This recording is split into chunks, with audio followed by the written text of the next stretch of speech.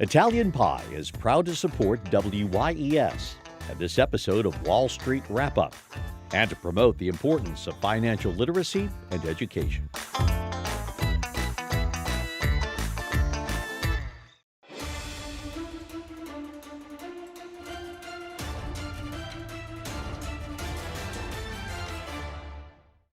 Hi, I'm Marcia Cavanaugh in for Andre Laborde. Welcome to Wall Street Wrap-Up for this Friday, February 10th. Coming up, we will have part 2 of Andre's interview from last week about the future of so-called cord cutting and its impact on cable TV with the rise of streaming services. Andre's guests will be Bloomberg's arts and entertainment editor Felix Gillette and John Koblin, the television and media reporter for the New York Times. As you'll remember if you saw the show last week, they are co-authors of the book about HBO called It's Not TV, The Spectacular Rise, Revolution, and Future of HBO. That's coming up, but first a look at some of the business news headlines this week. President Biden gave an optimistic view of the future of the economy in his State of the Union address this week. And today he pointed to a January employment report as a sign of what he called the strongest job growth in history, with unemployment at 3.4%. However, a poll taken just before the president's address on Tuesday showed that only about a quarter of Americans, 24%, see the economy as doing well. Democrats who were surveyed in the Associated Press poll took a much better view than Republicans. At the same time, 57% of those surveyed said their personal financial situation was good. The Walt Disney Company this week announced that it plans to cut 7,000 jobs and slash $5.5 billion in cost as part of a major reorganization. Robert Iger announced the moves in his first earnings call since returning as CEO. One major change is the company will organize its movie and TV studios, TV networks, and streaming video services under a new division known as Disney Entertainment. It also puts content executives in charge of how to market and distribute their titles and be held accountable for their financial performance. If you're a football fan, we don't have to tell you, the Super Bowl is this Sunday, and Fox, the network which will carry the game between the Kansas City Chiefs and the Philadelphia Eagles, says the game is a sellout when it comes to advertising. The asking price for most ads during the game was $7 million for a 30-second commercial. That's a record high. According to Fortune magazine, Anheuser-Busch remains the biggest advertiser, with 3 minutes of national airtime in the game. Other major advertisers include automakers and tech companies, packaged food makers like Doritos and M&Ms, movie studios, and streaming services. And speaking of streaming services, as we mentioned, we're going to bring you the second part of Andre's interview about cord cutting, streaming, and television with 2 experts in the field. And here's Andre now with that. At one time, television was free, but not anymore. Felix Gillette is entertainment editor at Bloomberg's, and John Koblin is the media reporter at the New York Times, and they've both co-wrote a great book, It's Not TV. It's about the rise of HBO, and they're with us tonight. Felix, John, welcome to Wall Street Wrap-Up. Thanks for having us. Thanks for having us. Netflix was just an upstart. In fact, they were doing battle with a company many years ago called Blockbuster. And there was a thought at HBO, look, it's very small. We can offer them $2 billion, which was basically chump change at the time, and for doing it. But what happened when they broached the idea of buying Netflix?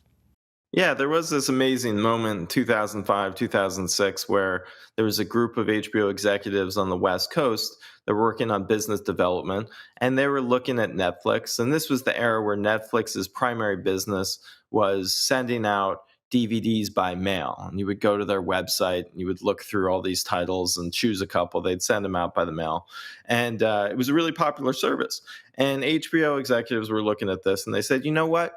We should go out and buy this little upstart, and we combine Netflix with HBO. We would control another window, another way of reaching customers. We wouldn't have to go through the cable networks. We'd start to establish a direct-to-consumer relationship for the first time. This would be a nice thing to have in our portfolio. So they drew up a proposal, and they put it together. It's a nice, 35-page slide deck. And they went to New York and they took it to their bosses and they sat down. They said, here, we have this great idea that, Time Warner has funds for, acquiring startups. And we have the, great idea that would be perfect for us. Let's go out and buy Netflix. And they started the presentation. Before they even got through it, their bosses said, nope, no way. We're not interested. This whole Netflix thing is a flash in the pan. It's going to go away. It's not for us. And they cut them off very quickly. And John and I were very interested in why, looking back at it, this was a grand miscalculation. Netflix, turned into this huge cultural force and this very valuable business. Why were they so quick to dismiss it? And I think the answer was that, these executives had just gone through this disastrous AOL Time Warner merger. And the takeaway from that was they had watched all these AOL people come in and with all these grand visions of how they were going to revolutionize the future of entertainment.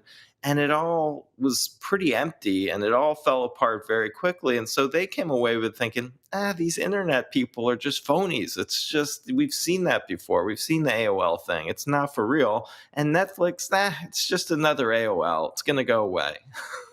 Which it obviously did not. And also to kind of add on to what you both are talking, is that much later on, I think Chris Albrecht, who at the time was the CEO of HBO, I think he was having lunch or dinner with Reed Hastings, who is the co-founder and CEO. And he relayed this story of how we were going to offer to buy you for $2 billion. And what did Reed Hastings say? He said it at the time. He probably would have done it. You'd have bought it. Now, to give the audience an idea, at the time, that was $2 billion.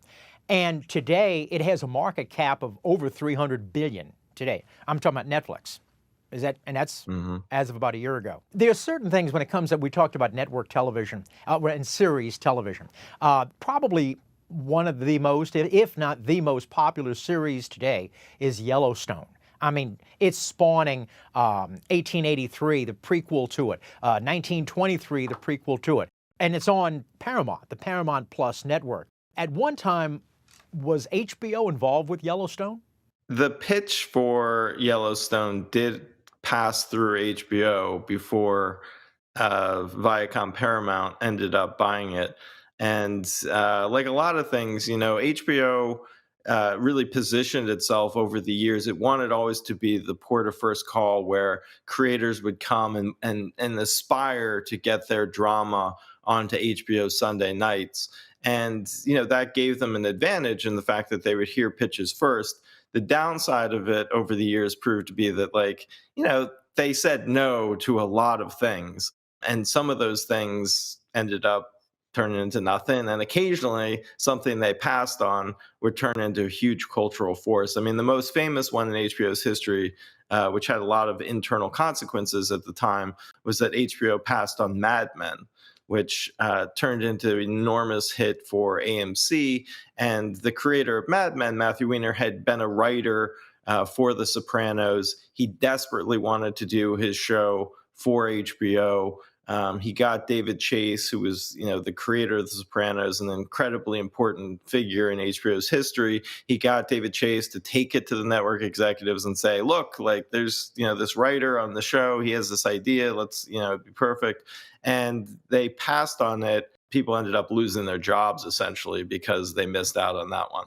Also, I guess now they had to be worried about getting scooped because just as you're talking about, they've passed on certain things. They were about to sign the deal on House of Cards, a Washington insider's view of what's going on. And they thought for sure they're going to be having House of Cards. But what happened? Yeah, that's when Netflix decided to get into original programming. So Netflix, which we remember back in the 2000s as the DVD business, as the DVD company. You want a movie? They send you a DVD of it. In 2007, they introduced their streaming service. And for the next 3 years, everything that was on Netflix.com had been licensed from the traditional Hollywood studios. They weren't making original content. And by early 2011, that's when Netflix decided we're going to get into the game. So HBO is used to being the port of call. You are going to HBO first, especially if you have a huge project. starring Kevin Spacey, Robin Wright, David Fincher's attached. But Netflix swooped in and offered something that no network, no studio had ever offered before, which was a 2-year commitment for a deal worth 9 figures. Nobody had ever seen anything like this. So the House of Cards team said, okay, Netflix has never made a show before, but let's try this. And it shocked HBO when they saw they had been outbid significantly by Netflix. That was one of Netflix's first offerings in original content. And in the 9 years and the 10 years since it premiered, Netflix has made hundreds and hundreds and hundreds of original programs, far more than HBO at this point.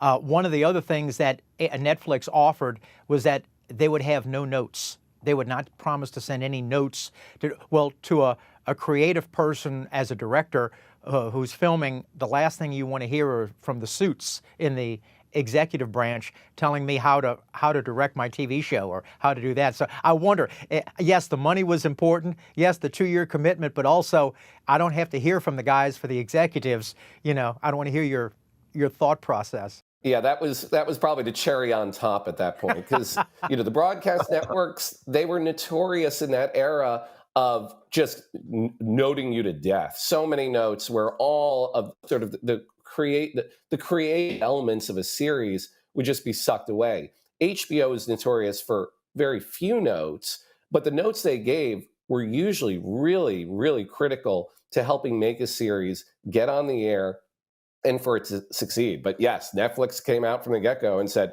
literally zero, no notes, nothing. Just make any show you want, and we will put it on the internet. So it was quite a nice cherry on top for David Fincher. When it comes to, with networks and with passing up on television, you had some comedy shows such as, I know Roseanne Barr and Tim Allen originally wanted to do, and I assume because of the fact of what you're talking about, they could be more of their normal stand-up and be more edgier. They went to HBO first, and they were turned down by HBO before going to ABC. Yeah, this is going back to the late 1980s, and this was part of what Michael Fuchs was saying. Michael Fuchs said, we don't make episodic television. So despite the fact that Tim Allen and Roseanne Barr, they had relationships with HBO because they were doing their stand-up specials on HBO in the late 80s. They said, hey, we have an idea. Roseanne wants to do a situation comedy about a working class family. HBO just had to say no to it. They had to say no to Tim Allen. And a lot of talent sort of walked out the door. Also, there were some things that were not put on the air. I was surprised that they even went so far as finish casting, but they were going to be doing a show, and I don't know if it was a series or a mini-series on the fight between Donald Trump and Steve Wynn. And they were going to call it Trump versus Wynn, about the casino moguls. What happened there? Yeah, that's a fascinating behind-the-scenes story. And the idea was that we're going to do a series about, or an original movie about this battle between Trump and Wynn in Atlantic City. And the project went pretty far. Danny DeVito signed on to direct it, and they went and did trips to Atlantic City. And they were starting to make offers to the actors that were going to play the main characters, including Christopher Walken as Trump and Harvey Keitel as Steve Wynn. And as they were just, hiring crews, getting the whole thing into production, Danny DeVito got lured out to a friendly dinner with Donald Trump. And Donald Trump had been vocally opposing this this project. He thought HBO was going to make him look kind of clownish. So his lawyers had been writing to HBO saying, this is, not something we're going to participate in. You're going to open yourself up to lawsuits. He'd been really aggressively trying to get it shut down. All of those efforts had failed at that point. But then he got Danny DeVito out to dinner. And the next morning, the producer, who was leading the project at HBO, got a call from Danny DeVito. Danny DeVito said, you know what? I'm out. Next time you do a show, if it's about, a movie about people that are dead, I'm in. But I can't do this. It's too much. And he backed out. And once he backed out, the whole thing fell apart. And it's one of those moments of HBO history that never made the air. If you're just joining us, we're talking with Felix Gillette. John Koblin wrote a great book called It's Not TV, It's HBO. And we'll be right back.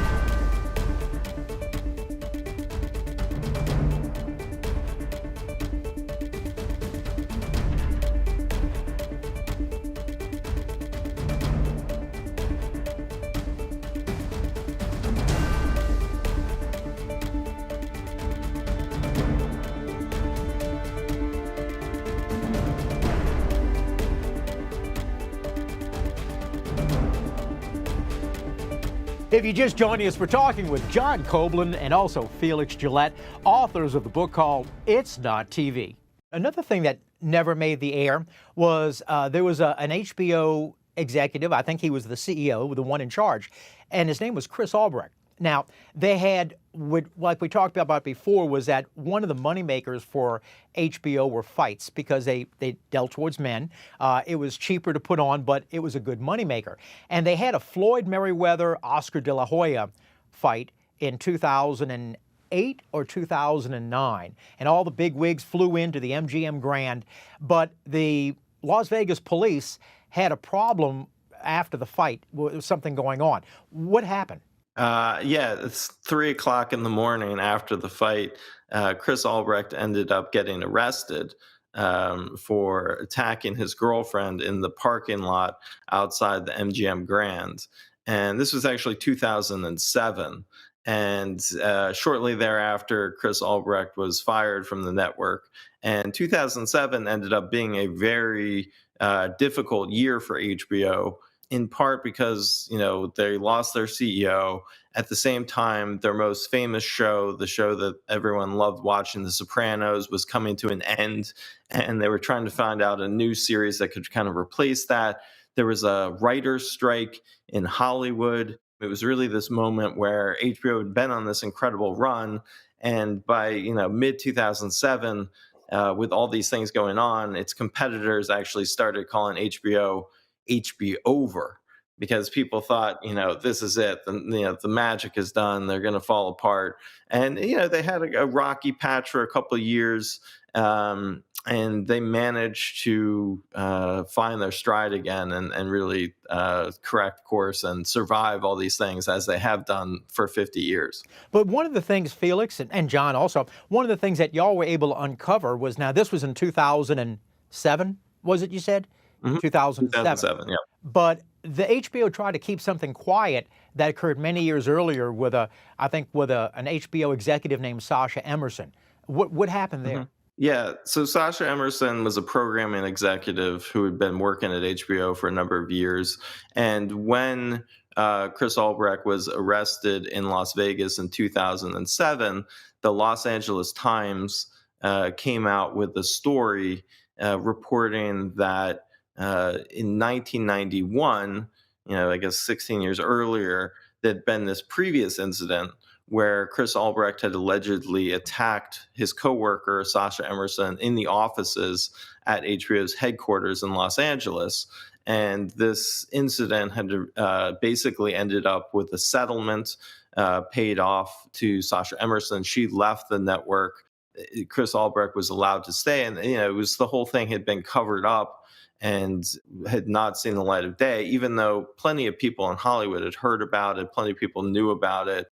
This is pre-Me Too. This was kind of a different era of Hollywood. And, we get into that in the book. And when that came out in 2007, that was kind of the final straw that, the Time Warner executives, it was a little unclear before that story in the LA Times came out. Was Chris Albrecht going to hang on, or was they're going to force him to leave? And once the LA Times story came out, that kind of pushed it over. They ended up firing their CEO and moving on. Because one of the things I assumed that was going to be tough for them was that the CEO at the time, or maybe the head of Time Warner, was Jeff Bewkes. And from what I understand, Jeff Bewkes was best friends with Chris Albrecht. So if there was any firing to do, the best friend was going to have to do it. So he was trying to hope to keep the wolves at bay, but the problem was just escalating too much. Yeah, Jeff Bewkes was, he had been the CEO of HBO after Michael Fuchs. And, he had worked his way up the corporate ladder at Time Warner, and he was actually kind of the heir apparent. He was being groomed essentially to take over as the CEO of all of Time Warner at that point. But the deal hadn't been done yet, and so he was still. I think the board of directors at the time was still kind of reviewing him. For his perspective, it happened at a very bad time, and he was friends with Chris Albrecht and they'd worked together quite closely throughout the years, and it ended up being left to Jeff Bewkes to have to actually be the one to fire his friends and who reported to him. So there was a lot of drama. 2007. Just kind of a dark part in HBO's history for sure. And I would assume because of the wanting to sweep it under the rug, very few people at HBO even knew what was going on. Yeah, I think it was definitely a surprise to a lot of people. It was definitely a surprise to the public and to everyone, the analysts. And this was a publicly traded company. This was an enormous cultural force in American life at that point. And so it was pretty shocking that there could have been this previous incident that had gone unreported to shareholders, that had gone unreported to the public. But again, this is pre-Me Too. This was a different era of Hollywood. And, if that happened today, I think it would have played out much differently. But again, that was a very, very different era. Well, it's not TV. It's HBO. One more question, guys. When you see a show, plenty of times like on the E! Network, you have a lot of the reruns of Sex and the City. The History Channel plenty times has Band of Brothers, which was the HBO show. When you have shows like that, does HBO have a financial interest when History Channel buys it or E! Or does that only go to the producers themselves? Because I'm wondering, popular shows like The Sopranos, who gets financially reimbursed for this? HBO definitely benefits from it, but actually HBO has been very reluctant over the years to license its programming. They've usually wanted to keep it on HBO. They've dabbled with a few experiments here and there where they did license The Sopranos City to cable, but they're really the outliers. For the most part, HBO has really protected its library. However, that is about to change. HBO's new corporate overlords, Discovery Inc., that now they are part of a broader company called Warner Brothers Discovery. When that company formed in April of last year, they came saddled with $50 billion in debt, and they have to start paying that down immediately. So one of the things that they are showing a willingness to do, which they hadn't for the most part for 50 years or so, they're getting ready to license some of their library to others, and that includes other rivals. So just as what Felix said at the top. Netflix also, you think? It's very possible. I mean, let's put it this way. It's been on the table, but I think the HBO executives have said, what are we saying about ourselves if we are licensing to our chief rival? So probably not Netflix, but I know for a fact through reporting that it had been floated in recent months. And I think they've sort of walked away from it. But could we license to an Amazon? Could we license to a Hulu? I think all that's really on the table right now. So just as when Felix said this at the top, we started reporting this book in 2019. This HBO is really at this inflection point where AT&T were their new corporate overlords. Are they going to destroy HBO? What's going to happen? The answer is no. And right now there is another question going on in Hollywood. What is Discovery going to wind up doing with HBO? The thing that HBO has done year after year, despite whatever corporate headaches there have been, whether it was AOL or AT&T or currently Discovery, is hit after hit after hit. If you just consider the last few months, HBO in the summer, they premiered House of the Dragon, its much anticipated Game of Thrones spinoff. HBO had a lot riding on that. It was a huge hit. Then, once that went off the air, they turned to The White Lotus, a second season of a critically beloved show, which premiered in 2021. That was a huge hit. And that went off the air a few weeks ago. HBO's next bet is The Last of Us, a show that is adapted from a video game, very un-HBO-like. The early reviews are out, and people are saying it is the best video game adaptation ever, and HBO will be able to ride that wave for 9 weeks. The book is called It's Not TV, It's HBO. Felix Gillette, John Koblin, thank you for spending some time. Thoroughly enjoyed the book, and I appreciate you being here. Yeah, it's our pleasure. Thank you so much for having us. If you want to see more of the first part of Andre's interview with the authors, you can find that on the WYES YouTube page. And a reminder, you can always watch the show there each week once it premieres on Friday night. And as always, if you have a question about finance or a comment about the show, Andre would love to hear from you. You can send your comments to Andre at wallstreetwrapup.info, and that's the program for this week. I'm Marcia Cavanaugh. Andre will be back next week for another edition of Wall Street Wrap Up. Until then, have a good evening.